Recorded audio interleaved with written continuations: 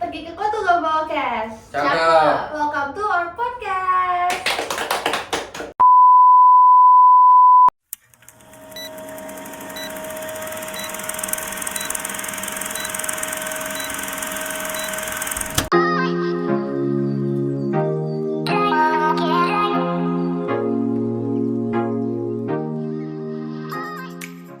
Hai guys, welcome to our podcast. Ini adalah podcast pertama kita, podcast perdana ya berarti ya.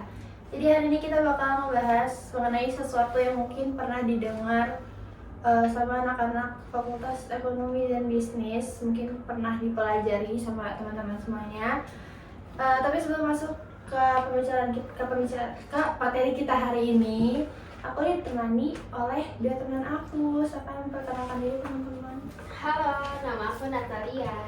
Halo, nama aku Ari Putra Jaya Luman Batu. Aku Angelin Quintina. Jadi hari ini kita bakal ngebahas mengenai Dative Securities atau sekuritas dative dan juga earning per share atau laba per saham.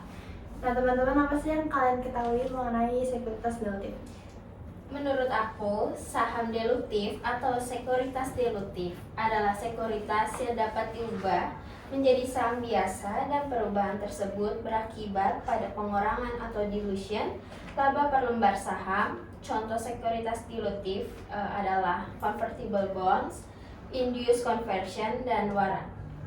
Oke, kalau aku menurut aku secara pribadi sih, dilution securities ini merupakan sebuah surat berharga yang jika digunakan atau diubah menjadi common stock akan menyebabkan berkurangnya dilution atau EPS. Tapi dari penjelasan yang aku sebutkan tadi, aku kurang paham tentang convertible bonds.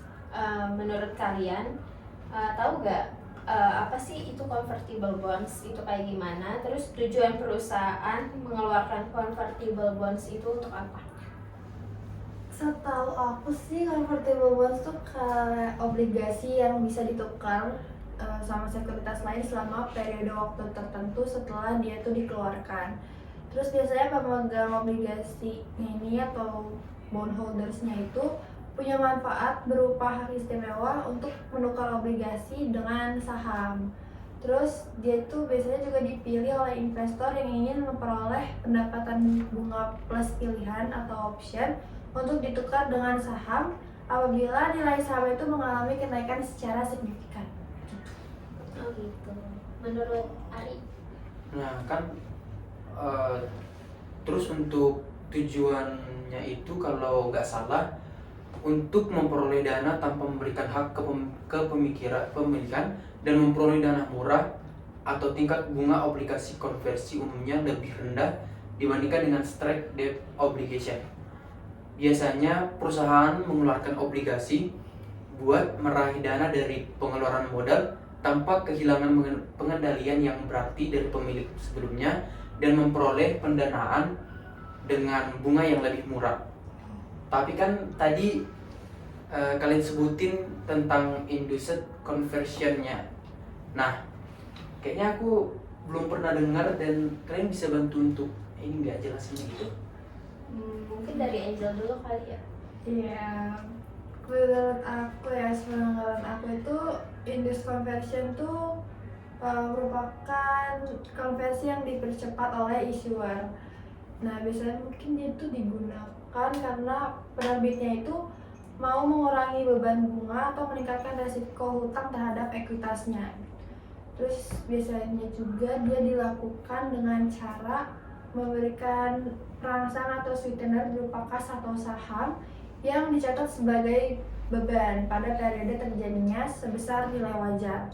Terus tadi itu kan sempat disinggung masalah waran tuh kan.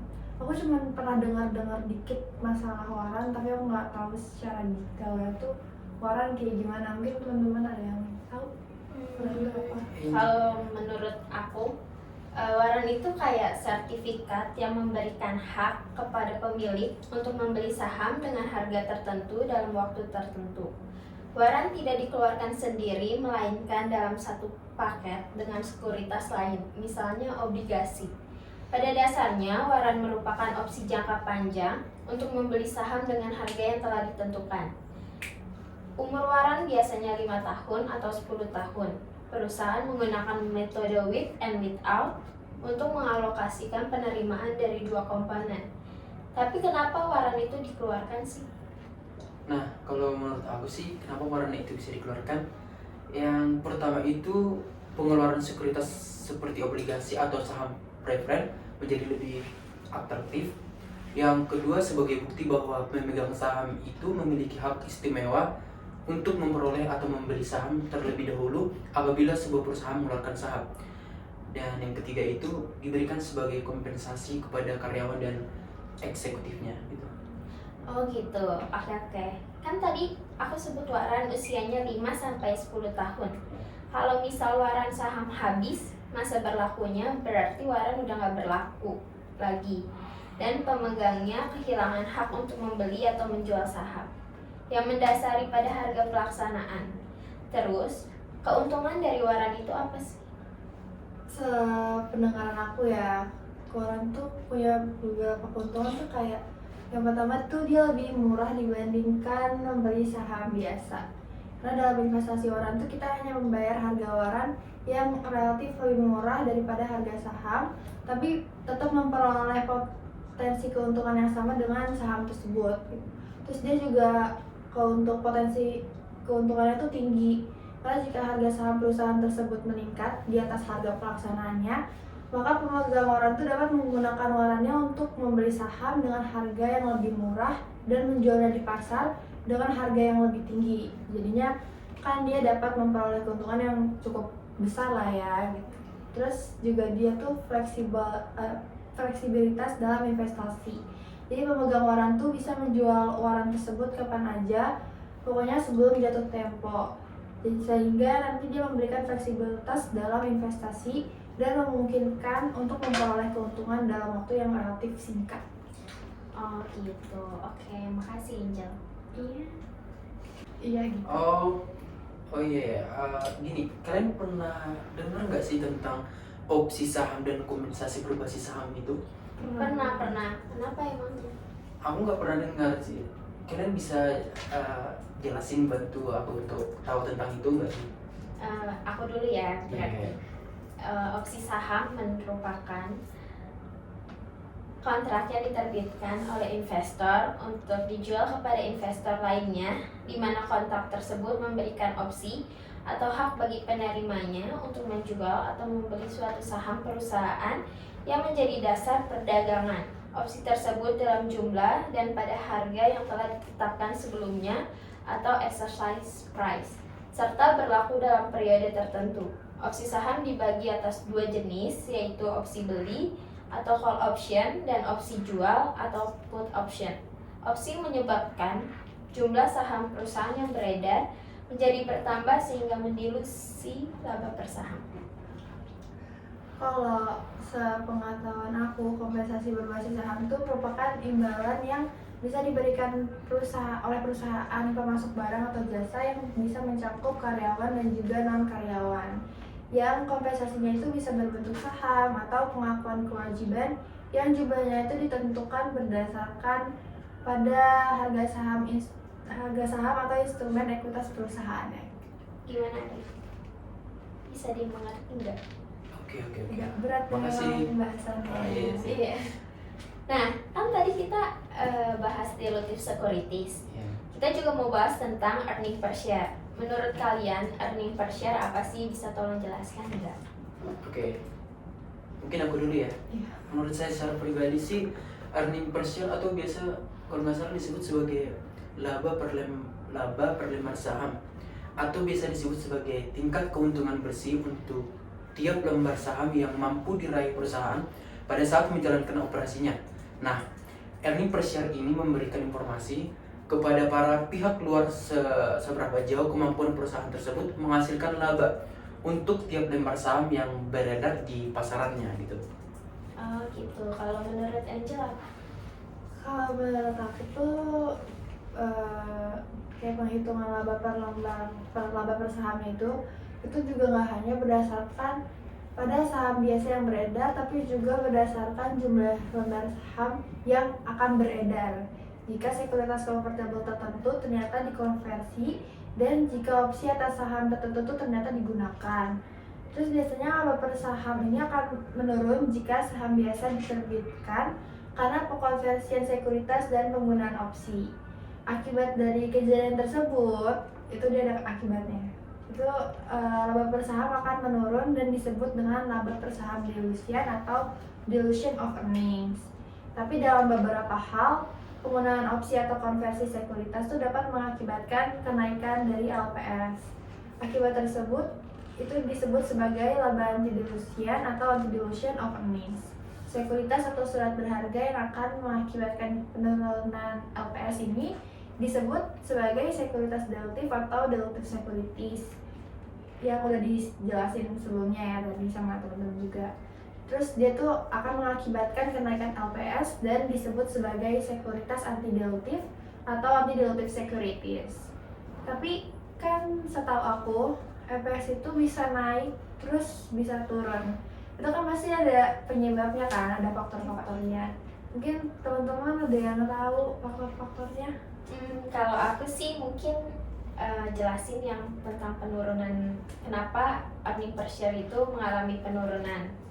Karena disebabkan oleh beberapa faktor, antara lain yang pertama laba bersih tetap dan jumlah lembar saham biasa yang beredar naik. Yang kedua laba bersih turun dan jumlah lembar saham biasa yang beredar tetap. Yang ketiga laba bersih turun dan jumlah lembar saham biasa yang beredar naik. Yang keempat, persentase penurunan laba bersih lebih besar daripada persentase penurunan jumlah lembar saham biasa yang beredar. Lalu yang terakhir, persentase kenaikan jumlah lembar saham biasa yang beredar lebih besar daripada persentase kenaikan laba bersih.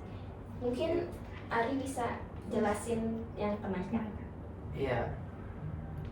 Ada, menurut saya sih ada banyak faktor yang menyebabkan nilai earning per share ini menjadi naik atau earning per share sebuah perusahaan menjadi meningkat gitu. Ada beberapa persentase. Yang pertama itu persentase penurunan pada jumlah lembar saham yang beredar lebih besar daripada menurunnya laba bersih. Yang kedua itu persentase peningkatan laba bersih lebih besar daripada persentase jumlah saham yang beredar. Yang ketiga, jumlah laba dan total lembar saham yang sedang beredar mengalami penurunan. Yang keempat, laba bersih perusahaan dan saham yang beredar mengalami penurunan. Dan yang terakhir itu, laba bersih meningkat dan jumlah lembar saham biasa yang beredar dalam kondisi stagnan gitu. Wah, berarti banyak banget ya faktor-faktor penyebab kenaikan dan keturunan dari EPS ini. Iya. Pembahasan hari ini juga bagus banget mengenai dilutive securities dan EPS. Jadi tahu pengertiannya, tahu jenis-jenisnya, kan ada waran, convertible bonds dan lain-lain. Jadi aku mau ngambil sedikit kesimpulan untuk hari ini. Sekuritas dilutif dulu nih. Sekuritas dilutif itu merupakan surat berharga yang dapat dikonversi menjadi saham biasa, sehingga pada saat dikonversi akan memengaruhi jumlah saham yang beredar dan berdampak pada penurunan nilai laba per saham atau disebut dengan terdilusi. Terus untuk earning per share atau laba per saham, itu dia merupakan komponen penting pertama yang harus diperhatikan dalam analisis perusahaan, dan informasi EPS ini bisa menunjukkan besarnya laba bersih perusahaan yang siap untuk dibagikan untuk semua pemegang saham perusahaan atau investor-investor ya, gitu deh. Iya, benar. Oke, seru sekali pembahasan hari ini dan berat sepertinya ya. Tapi kita akan kembali ke pembahasan selanjutnya.